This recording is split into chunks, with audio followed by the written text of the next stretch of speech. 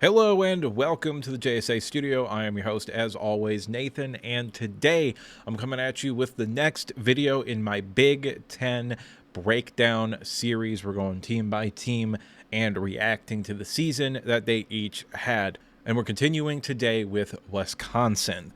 But before we get into the video itself, I am going to ask you to like, comment, and subscribe. It'll really help out the channel if you do. And if you're a Wisconsin fan or new to the channel, make sure you subscribe as well, because during the season we talk about every single Big Ten team every single week, and that includes Wisconsin. So now with the intro done and out of the way, there's only one thing left to do, and that is to get started by starting with a season in review. And this team was one of the most disappointing teams in the country this year for me. And disappointment throughout this video is going to be the general theme, whether we're talking about the run game, the pass game, the offensive line play, the quarterback play. I mean, defensively, everything. It was all very, very disappointing. You go 7-5. Luke Fickell's first year with a backup quarterback. Tanner Mordecai was hurt for most of last year, as far as I remember. And then this past season, even though you lost Van Dyke as well, starting quarterback again, it is still disappointing that you couldn't lean on the run game more, or at least more effectively, given how USC looked the entire season. I figured that was a game that you probably could have won if you committed more heavily to the run game. Your leading rusher in that game had 55 yards. And just in general, you only had somebody top 100 rushing yards twice the entire season. That is not Wisconsin football. You got to be able to run the ball. And this is also kind of a theme heading back to last year as well. Well, last year is 2024. This past season is 2024. 2023, it also kind of looked like that. You did honestly struggle to run the football. And when Braylon Allen wasn't the one running the ball, you weren't really doing a whole lot. And you don't have a Braylon Allen on this football team this past season, and you probably don't have a Braylon Allen on this football team headed forward either. I think this is a team that I am much, much less confident in after year two than I was in year one. Generally speaking, when I go into with a new head coach, especially a program that was in the midst of a full-blown rebuild, because that's what Wisconsin was going into, I take the first year and it's just kind of wait and see.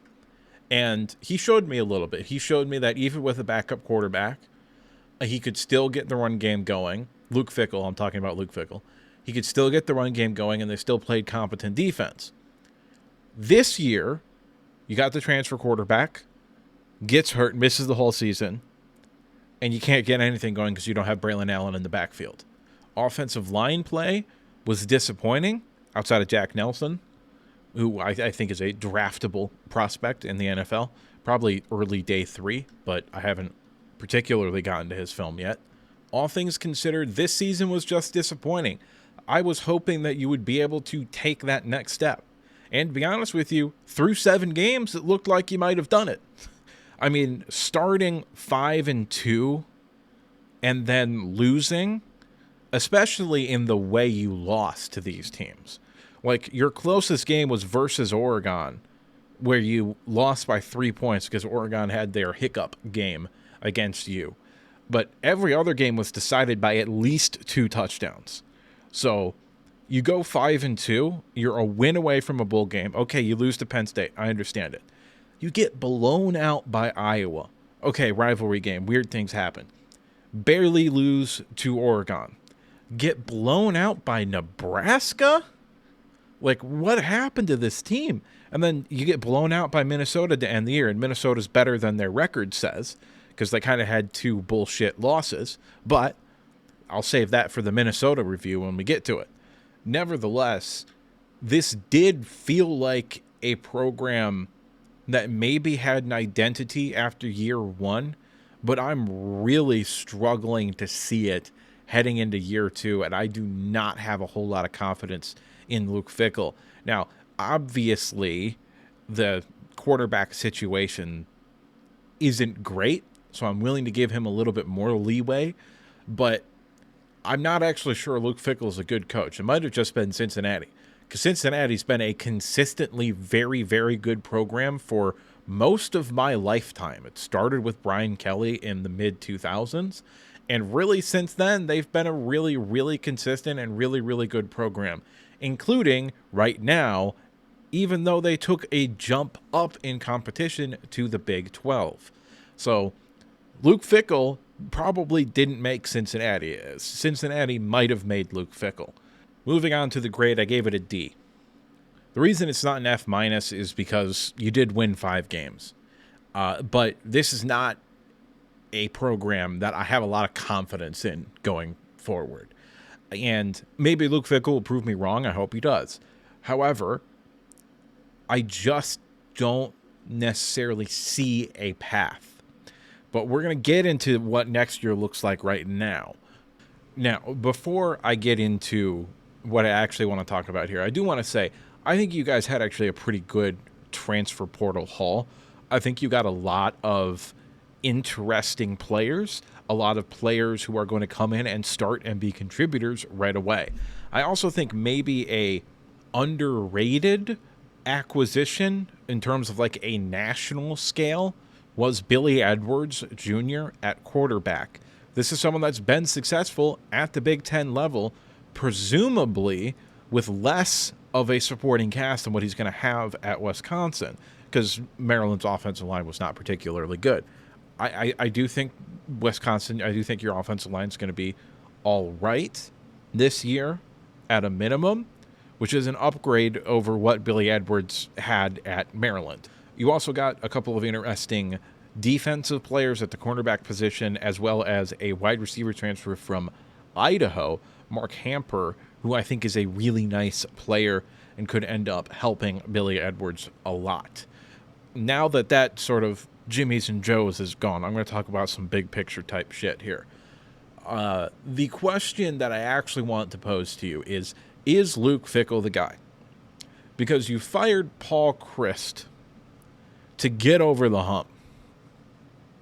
That was the idea, that you were going to go get a coach that instead of being a builder, which is what Paul Chryst was, i.e. you're going to go 6-6 and then you're going to go 7-5, 8-4, and then in the third year you're going to have like a really good team that can compete, maybe.